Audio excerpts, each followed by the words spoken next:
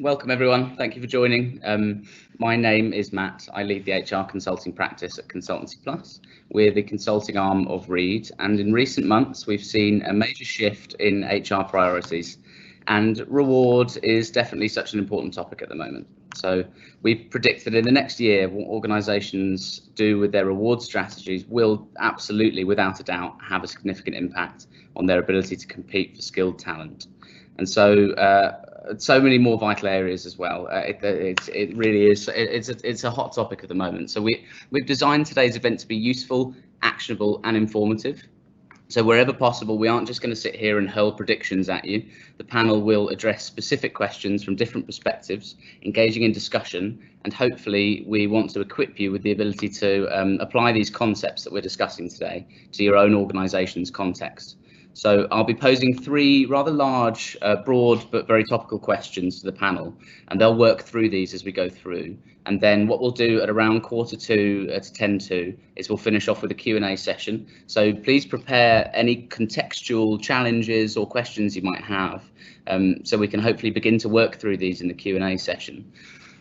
So before we get started, hopefully you will have been told about the follow-up for this event. It will be following on the same theme of actionable and useful. We'll be sending the recording, of course, and a written report which will summarise some of the content in today's event, the main themes we've discussed, and will include a checklist and ideas for inspiration for you to actually apply in your own organisation when looking at your reward strategy, the current state, where you want to be, and what obstacles might lie in your way. So before we start and get into the questions, we'll be kicking off each of the three talking points, hopefully with a poll via Mentimeter. Technologically, I think that should work. I hope it does. If not, we'll just move on, and we might be able to use one of the Teams functions, for example, thumbs up, to get a sense of where the audience are at the moment. So I'll post a link in the chat for this Mentimeter poll, so please click this and select from the multiple choice answers. I'll then display this in real-time results on my screen, and we can gauge where other members of the audience are in terms of their organisation's approach to reward. So bear with me for 1 second while I just get that link and send it in the chat. So this first question is going to be around what your organisation's future plans are regarding virtual working and the implications of that on reward. So copy link, you get that in the chat. Ever so slow, bear with me. So the options you'll be faced with are relating directly to what your organisation's plans are with virtual working. For example, are you planning on announcing that the majority work from home, the majority in the office, or in fact you're not quite sure yet and that's yet to be announced? So it'd be interesting to see where everyone is. 1 second. While we wait for that, because Teams is just not letting me click it, let's kick off with the first question. So my first question is to kick off with Emily from William Hill. So Emily, in terms of virtual working and what impact that will have on the employee offering, could you give us some insights and go into some depth on what you might be planning on doing and what you would recommend and what you might advise against? Let me just send you. Absolutely. Hi. Hi everyone, and yes, this is a really interesting one. I mean, I don't know about people who are listening to this call, but there is so much in the press at the moment about flexible working, about working from home.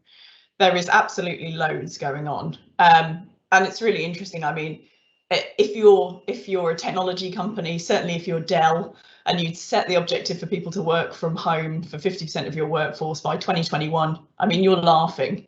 It's great if you've had that objective long term, but so many companies haven't, and obviously we're adjusting over what's happened with COVID. And it's just, you know, we're seeing in the press at the moment, some companies even changing their minds now. So, I mean, I'm sure you might have seen that Google originally said that their workforce were going to come back in September.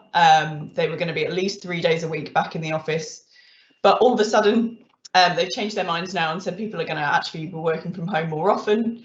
And it's really interesting to see, I guess, a lot of companies do this kind of turnaround and reconsider their approach based on basically what others are doing. I mean, think about it from a reward perspective. There are a lot of companies, particularly tech ones, whose niche was being in the office, having a fab office culture, and like Google, getting head massages and meditation sessions live in the office. So it's been a really interesting one for us at William Hill, because we're such a huge digital and tech business, but also have such a big retail land presence. You know, the question of what we do in a situation like this is really interesting. And I'm sure for others, you know, you'll be in the same boat. You know, how can you make it real? How can you make hybrid working, virtual working work in organisations that have a diverse range of roles where people think very differently and have really different wants? So, you know, we've started up a conversation with our colleagues. We called it the big conversation. We started it back in the original lockdown to see what people actually wanted to do. Did people want to work from home? Did they want to be in the office? And we've shared that information back with our colleagues, just to make sure that, you know, they know what other people are thinking too, and they realise the diversity in people's wants. And our aim has always been to create kind of a two-way high trust culture with our employees, to try and listen to them and create what they want.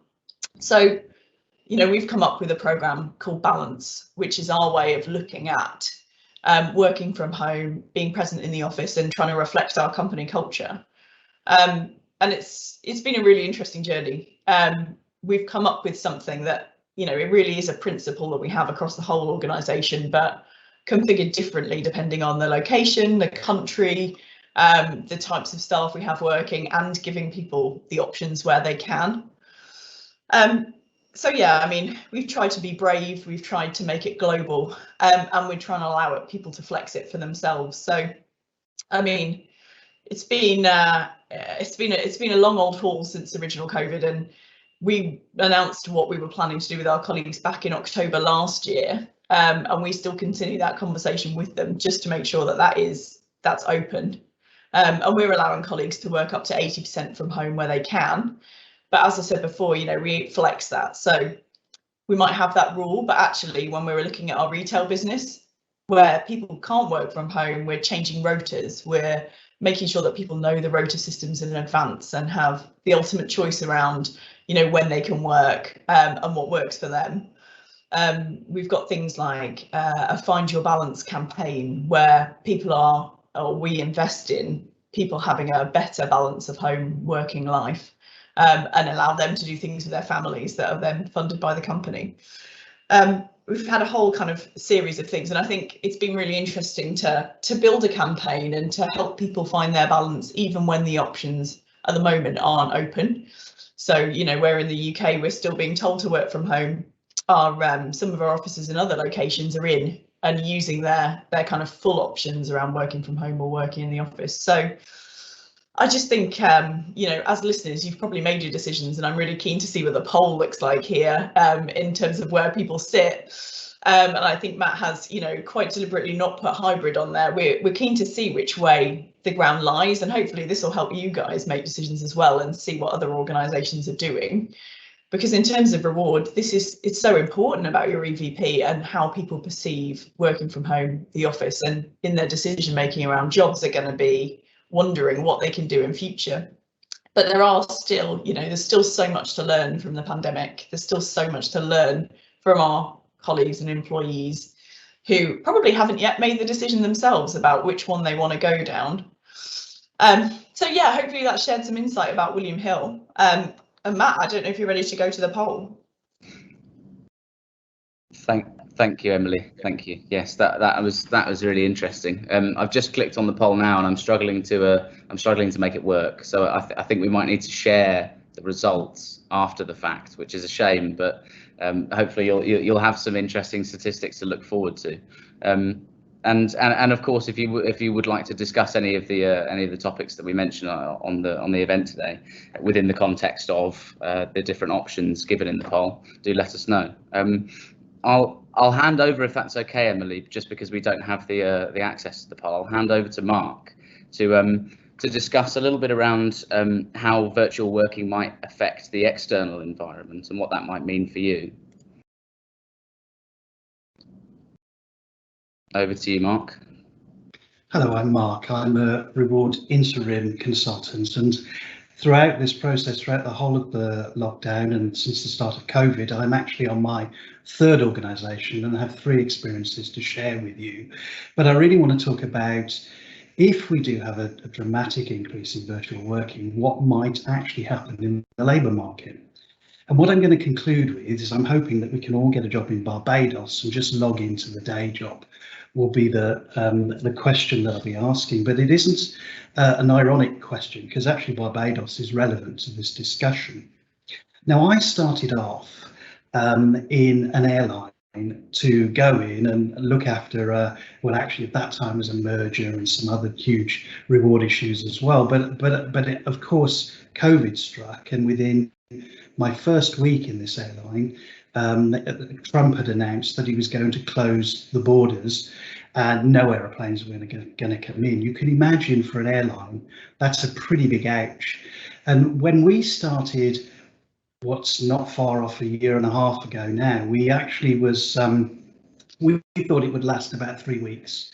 So we were talking about how do we withstand 60% of the business just not happening anymore whilst the borders were closed for possibly a few weeks. And even in that context, the organisation was talking about whether it's going to go bust or not as a result of this hiatus of just maybe a month or so.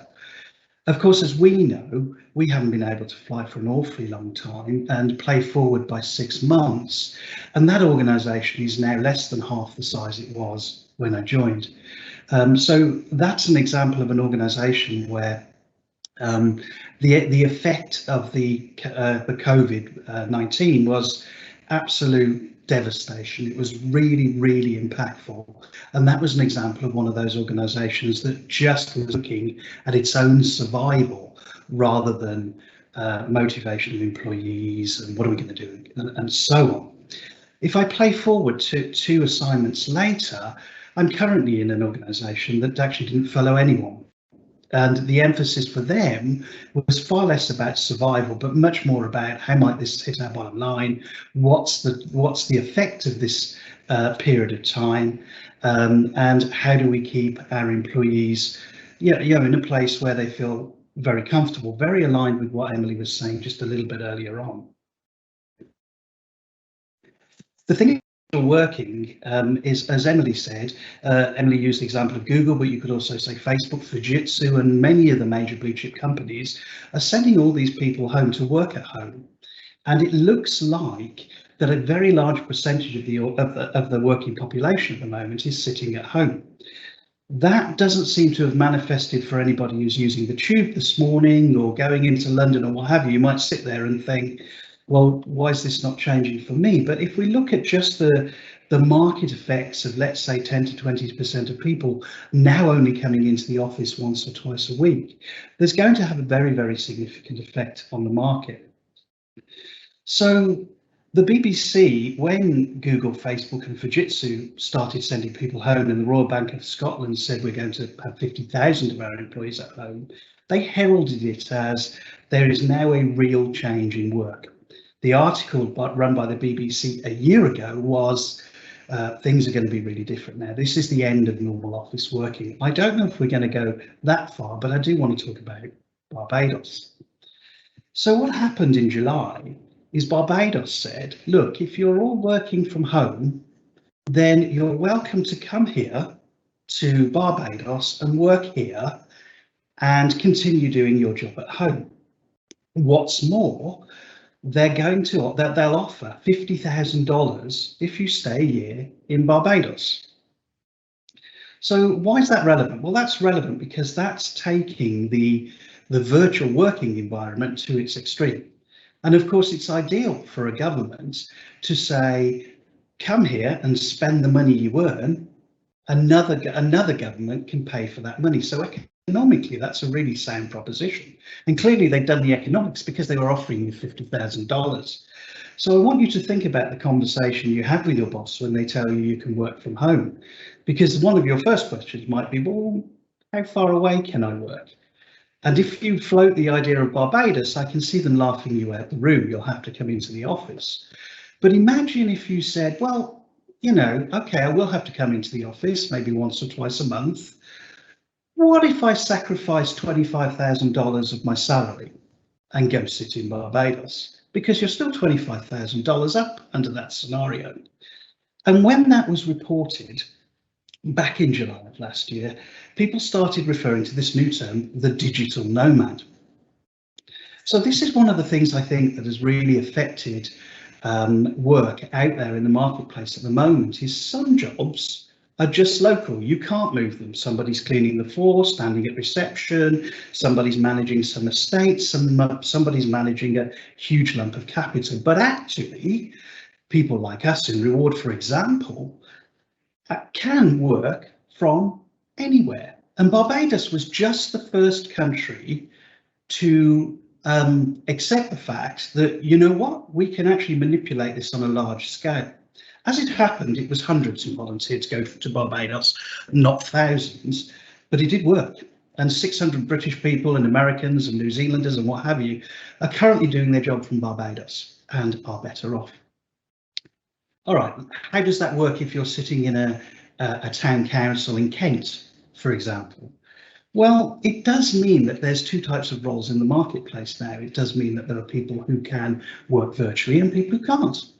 And the people who can work virtually, the market has suddenly become bigger.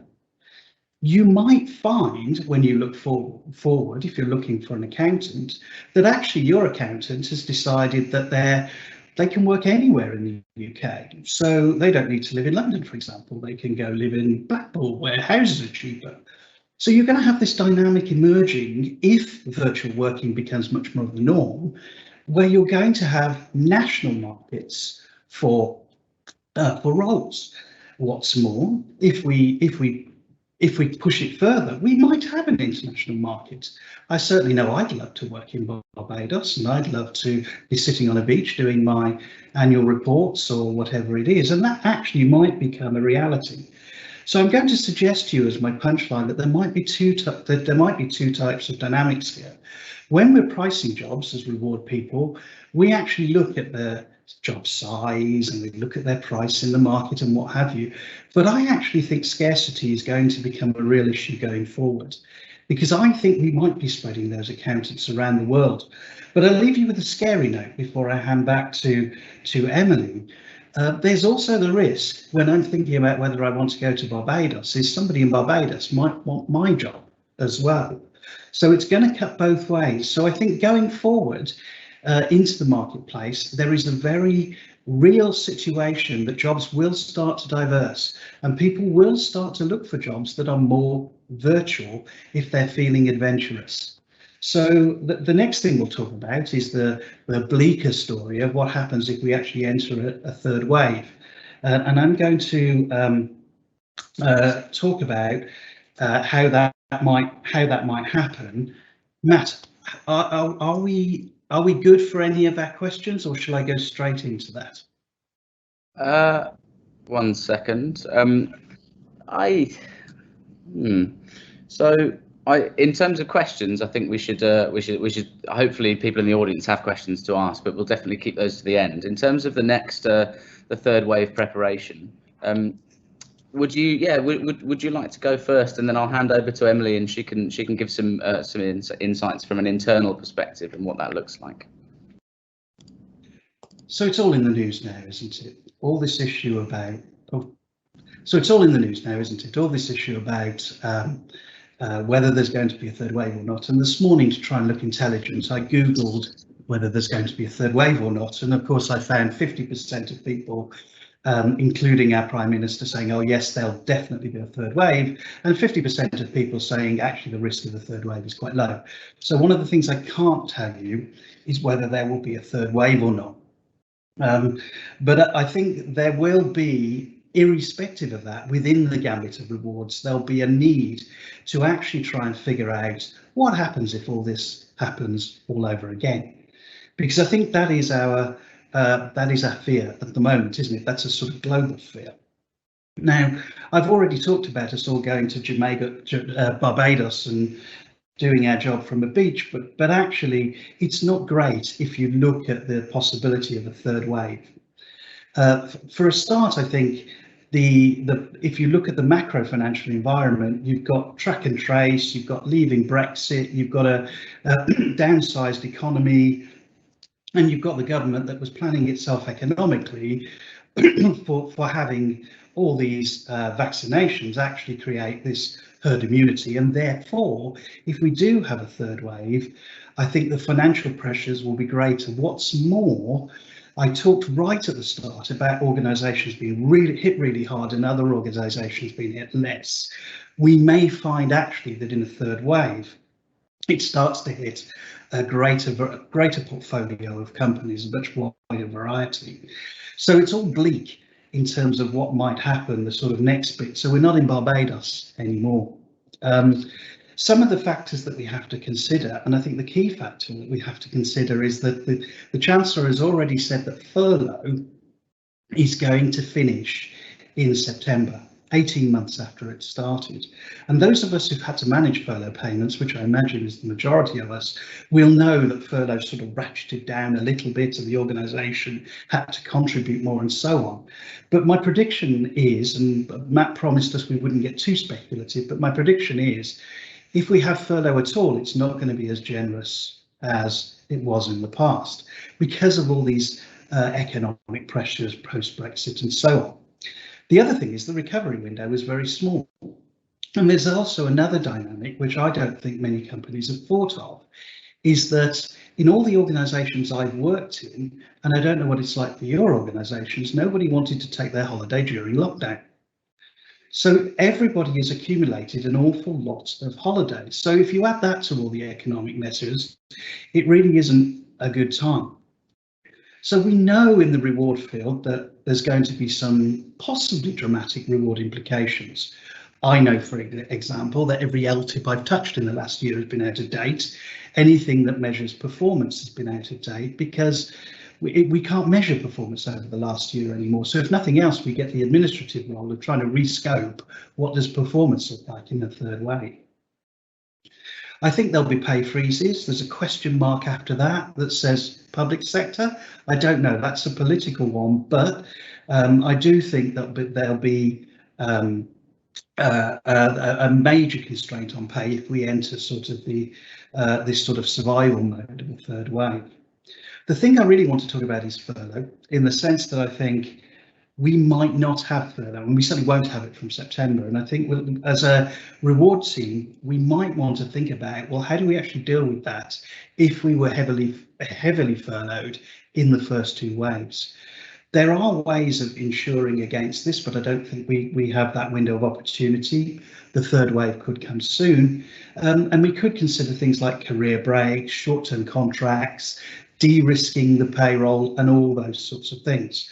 Some of the things I've experienced is trying to keep base salary down, increase variable pay, and all those sorts of things. And there's also been a slight increase in the need for transformational roles for people who want to think about that. That's also good for reward because I think it sits very neatly with us. And there's also a load of things that you can do around the psychology of your employees and how you build a better environment. But what I'm going to do is hand over to Emily, who's been doing a lot of thinking about that. Thank you. Thank you, Mark. Thank you very much. A lot of realism in there, and so some bleak scenarios, but hopefully that doesn't completely lose you hope. So I'll hand over to Emily now to cover off what we actually do about this and how to combat a third wave in the immediate and more long-term sense. Over to you, Emily. Thank you. Thank you. Yeah, I'm not letting that get me down too much right now. By the way, I hope that the audience are feeling the same there. But yeah, I mean, it's interesting when you think about the psychology of employees. I mean, it would be very easy to feel like people are getting into a bleak space. And I think, you know, I'm sure all businesses have become very adaptable and used to a very, you know, fast change of pace because of what's been going on globally. And I really think, you know, there's a lot that employers can do, not only just to support employees, but to encourage them to support each other as well. So we've certainly been looking at it, you know, as our colleagues as a community and helping them relate better to each other, trying to open the doorway so they're more likely to discuss that with each other and support each other too. So we've been doing that through, you know, the use of a recognition model. We had a globally based awards, but also we have our kind of monthly, or to be honest, any minute thanks ability, where people can digitally leave thanks for someone else, or recognise them through kind of structured awards. And we've seen a huge increase in the number of people nominating others, talking to other people, using those kind of models, and really appreciating each other. I'm sure a lot of organisations did what we did last year, and we ran a kind of lockdown heroes event to say, you know, this is the fantastic stories we've had about colleagues that have helped their communities, about charities, about each other. You know, talking about all the good stories that came out of the first lockdown and what amazing people our colleagues are. And it's interesting to see that surface again through the last few months, you know, as we're still going through this kind of loss of physical connectivity. But, you know, should a third wave happen again? I mean, that's something we're really going to draw upon, and I think we've built on really well over the last few months.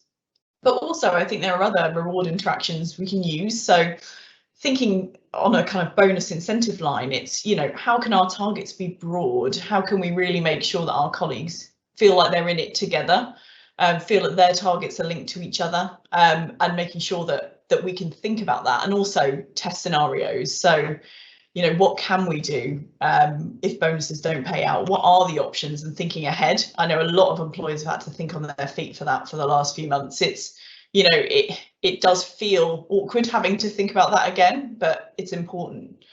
And I also just think, I mean, Mark mentioned around performance there, it's, you know, the objective setting process, how can that be adaptable to make sure that people can change what they're doing when the organisation needs to? And all of those things as well, you know, it doesn't just help for the third wave, it just helps us be more adaptable as an organisation and help align what our colleagues are doing and strengthen those bonds between each other. So, I mean, that's what we've been looking at William Hill, and I'm sure as well, you know, there will be other tests that test us and we'll come up with new solutions. But I think as reward professionals, there's some really interesting and kind of new ideas out there to use. Thank you, Emily. Thank you. That's really interesting. I'll be coming back to you very shortly, so try not to relax too much. I have a few more questions to ask you. So, as people responsible for reward, how do we actually build long-term solutions and increase our resilience to maybe other pandemics, but other large-size risks as well that will likely be on the horizon at some point? How do we future-proof ourselves? So, I'll be coming back to you, Emily, for this first question. What can be done for us to build resilience in the long term? Well, I think this is a question, you know, that isn't just answered through direct kind of reward interventions. I think this is a whole HR hat focus. Certainly what we've been looking at is what we can do with our leaders to make sure that they're resilient and they're prepared for what might happen next. So, for example, through the kind of balance program I was talking about earlier around hybrid working, we've got all our people leaders to go through a training course, which basically kind of puts them in charge of, you know, how their leadership can affect hybrid working and how they can interact with their teams to make sure they're kind of both listening to them and creating a fair and consistent environment. So really trying to upskill those leaders and provide them with the ability to manage within a new type of working world. And, you know, it's not just our leaders as well, it's our colleagues. And I think, you know, building resilience long term also means putting in support matters for mental health considerations. And, you know, there have been so many ups and downs in the last year. I think whilst people have learned from that, it's also, you know, a lot of them needing a rest. And you'll see in the press at the moment, there's a lot of organisations that are either having an extra day off this year, they're having Zoom-free Fridays. In William Hill, we've been having power hours, so where we have an hour for our colleagues to be able to basically do what they want and have less email traffic, to be able to invest that time in their well-being in a way that suits them. But also we've tried to look at mental health in very different ways. You know, I was saying earlier, one of the things about William Hill is because we have such a diverse range of roles here, we've also got people with completely different attitudes and reaction to mental health. So We have an app called Unmind that we use for people who like to engage digitally and who feel comfortable talking about and learning about mental health in a digital environment. We also have invested more in our EAP service this year for people who prefer to speak on the phone, to speak to someone in person, and really have that, as well as a series of webinars, support networks for people to use and draw upon. So, I mean, that is now core in what we would consider our offering. So, you know, that isn't going to change, and that's part of our commitment to colleagues, is that we will be there in that kind of way in terms of mental health. And I think that really helps long term. I mean, when you think about mental health, people are always on the scale. You know, even if you have someone who feels incredibly positive, there's something you can do to make that even better. So it's that kind of aspect to think that, you know, everybody has mental health. It's not just people who feel like they're in crisis at a specific point in time, and that's how we now think as an organisation. What can we do? What can we be doing all the time to motivate people in that way? And I think my last point really is about environment. So to go back to our very initial point around virtual working and what people are doing with offices, you know, actually what can we do that doesn't necessarily feel like a knee-jerk reaction? You certainly see in the press a lot of people who are, you know, cutting off the space now, who have been over the last 12 months. Well, actually, what impact does that have emotionally on people who would like to be back in the office and have those options open to them? And actually, what can be done in an environment to make space more effective and collaborative and to support that kind of new hybrid working style?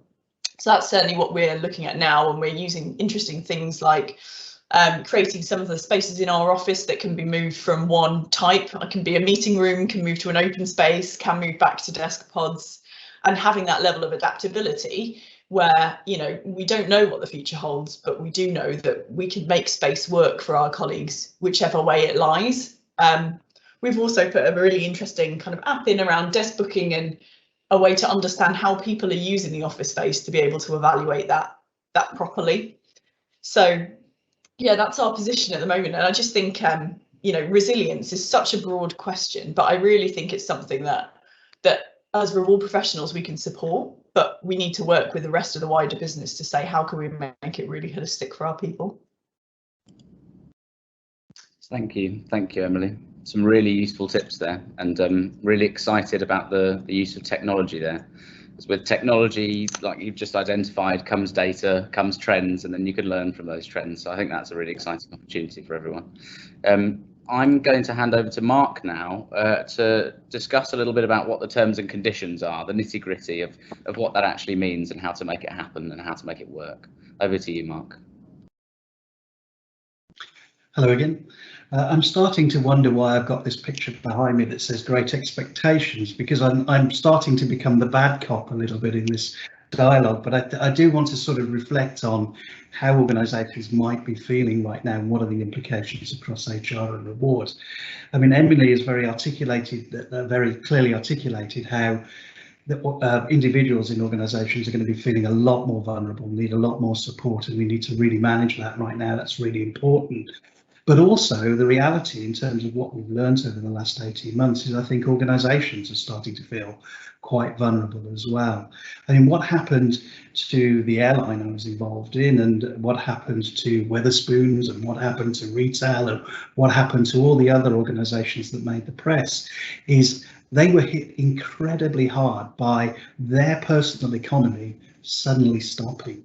So a lot of things about that will be in the psyche of organisations right now is, goodness me, how do we build a resilience that actually has a contingency for our world is going to stop. We're just not going to be able to do business for months and months and months if this happens again. And some of the experts are saying it could happen again. So I think it will have an effect on the psyche of boards globally. I think there will be a reach out to the reward professionals to say, well, what are you going to do about this? Could you de-risk some of this for us? How do we do this? And if I think that one through, then there's going to be two. I mentioned Wetherspoons as an example, and I could also talk about Royal Bank of Scotland and what have you, some of the examples that Emily gave. Emily's organisation is taking great responsibility for this and really trying to look after their employees, but not everyone will do that. Some will take very commercial decisions. And I think what will happen is organisations will try and de-risk. They will try and build their resilience by trying to create an organisation that can breathe in and out. Breathe in the bad times, breathe out in the good times. And in HR and in reward, we know many techniques in how you should do that. The second dynamic I think that's going to happen is, I think, the onus, the risk will be either owned by the employee or owned by the organisation. Emily gave some examples of where it's been owned by the organisation, but I also think some of the ownership will pass on to the employee, and I'm going to talk about both. I think where the employee starts ending up slightly more affected by this is, I think we will see people try and structure their organisations to breathe in and out by having, to use the old-fashioned words, the core and the periphery. You know, they'll have a core set of employees, and then they'll start having a set of employees that become somebody else's challenge if there's ever a third wave, or if there's ever another lockdown situation.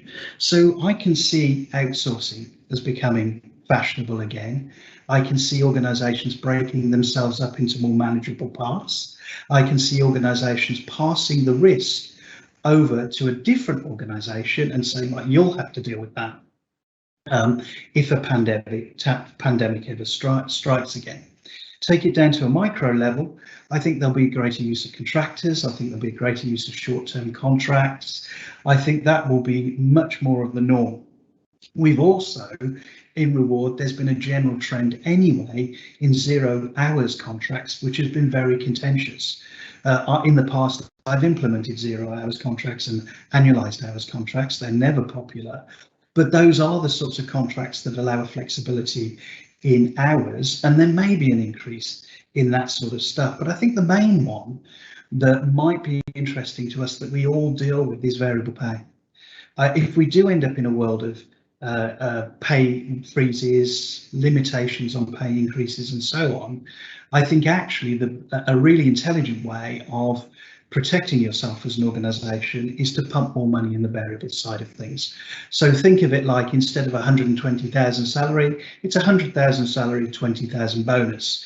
In the event of another lockdown, obviously 20%, that 20,000 rather, is de-risked. So variable pay does that, and I think that's the sort of thing that we could end up having. The other thing is, I want to finish again on furlough, just to sort of bring that into context all over again. I think furlough pay will be introduced into the psyche, a little bit like virtual working. And I would expect, if we don't have furlough payments from the government anymore, you might see some of your benefits providers offering to insure furlough payments, like they insure sick payments. So if there is a big absence from work, here are the conditions.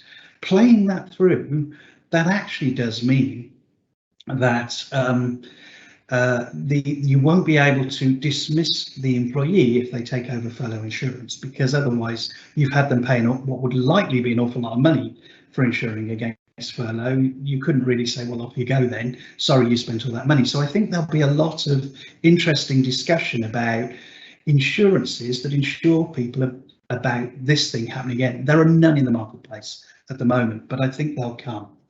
But I wanted to end on just a slightly more on great expectations and a slightly more positive note. If you look at the periods in time where we have had the biggest booms, they have followed things like the Spanish flu, things like world wars and so on. There's been periods of boom that follow. And history does show us that actually after traumatic events, we do actually stick together more. We are more constructive. These sorts of things do happen. So I'm not without hope, even though I've been the bad cop today. And I think there will be a stark contrast in people's terms and conditions, people's position in the marketplace as to whether they can work at home or not, geography. I think all those things will be affected. But I do think as reward, most of the time, if we play forward a year or so from now, we will be looking to rebuild. We will be looking to tell some good news stories. And who knows, as reward professionals, we may end up being in a situation where we can work from anywhere. My target is the Philippines. So that's the point I want to end up on. I think actually it's tough now, but I think there will be some really good things that happen on the back of it. Thank you. Thank you, Mark. Thank you very much. We've managed to make back about 3 minutes or so. So I'm thinking we get started with the Q&A, if that's okay. So for the audience members, if you could please use the chat function you've got available to type in some of your questions you want to ask. It's fine if you want to ask it to specifically Emily or to specifically Mark, depending on the nature of the question, or if you just want to pose it to the panel, I can throw it to both of them and we can see whether we can hash out a good response for you. While I wait for some questions to come through in the chat, I've got a few that I wanted to ask as well, if that's okay. I've been making notes throughout. So Emily, this one's for you first.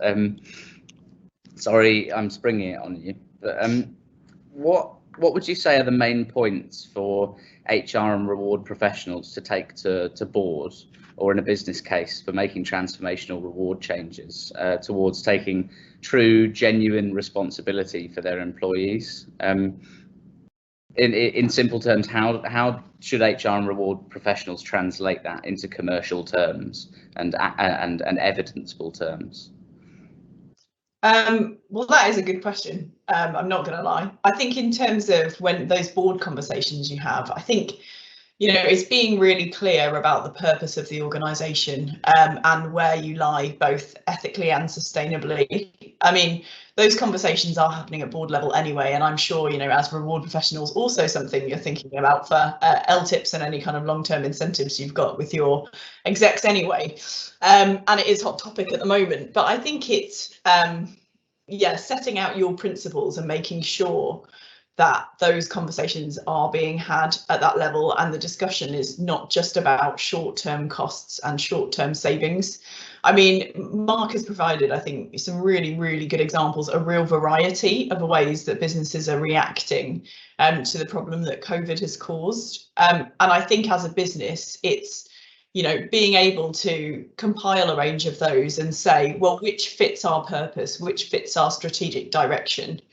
And making sure that you feel that you'd be proud to say that to your employees and comfortable with it. And I think, you know, again, it depends what type of organisation you are to where you can financially sit on that scale. But I think it's, you know, in any conversations with employees, it needs to be based around brutal honesty. And I think those conversations that even happen at board level, the decisions that made, you need to be in a position where you feel that you can explain that to employees and that they will understand and buy into it. Thank you.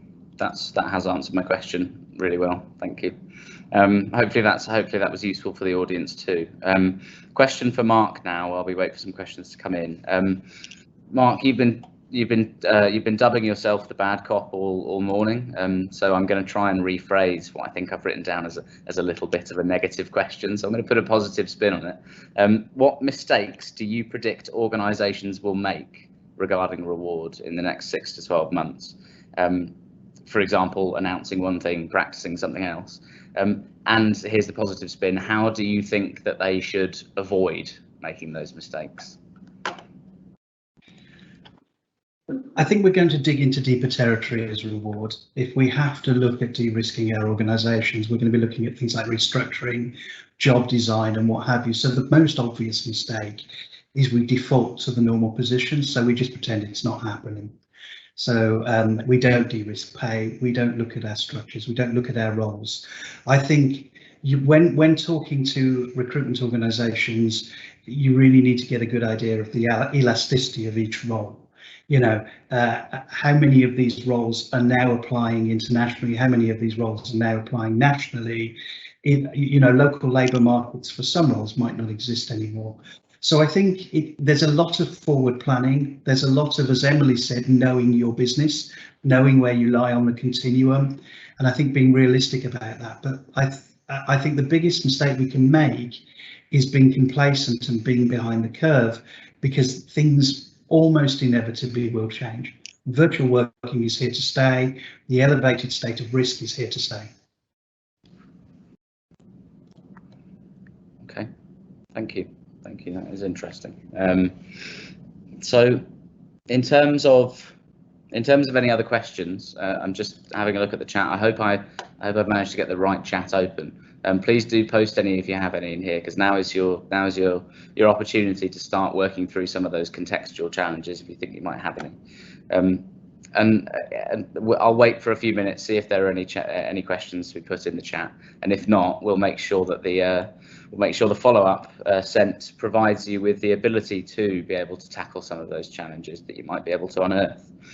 So it seems like none have come in, so I'll make sure that we get that sent out to you. So let me, if there's no more questions, let me wrap up with a little end note, and I'm just going to reconfirm exactly what those follow-ups will be. So thank you for joining. I hope you found it useful. And thank you both to Emily and to Mark. You've both been absolutely fantastic. Two really extremely knowledgeable individuals who I think have provided some exceptionally actionable and interesting insights today. So one thing, oh, sorry, so someone's just messaged saying they can't actually see the chat option, which is difficult. And I think at this stage, I might not be able to play around in the background to get it to work. So I'll figure out a way of getting the questions answered. So if we'll send that in the follow-up so that you can have your questions answered. So make a note of them, and then I'll send something so that you can send them through to us. So to wrap up, thank you to everyone. And in terms of the follow-up, like I said, that document, we want you to be able to take that away as something that you can hold in your hand, even if it's virtually, something that you can use as a checklist when you're analysing what your current state is. What you could possibly change to innovate your reward strategy, and what could improve it. What potential risks might there be further down the line if you were or were not to make those changes.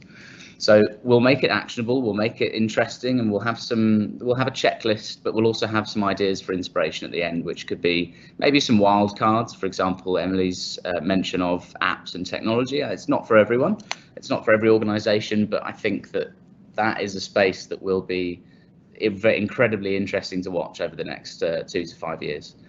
What apps and technology can do for HR is fascinating. So I think what they can do for reward is even more interesting. So I'll make sure we include some of that content. I'll have it sent out to you. We'll need to collate some of the information we've talked about today. So please expect that on Monday, mid-morning to lunchtime. And once we get that sent out, I'll be looking forward to catching up with people, seeing how you've got on with those with that document and with analysing your own current state. So really looking forward to it. And thank you again, everyone, for joining. Really appreciate it.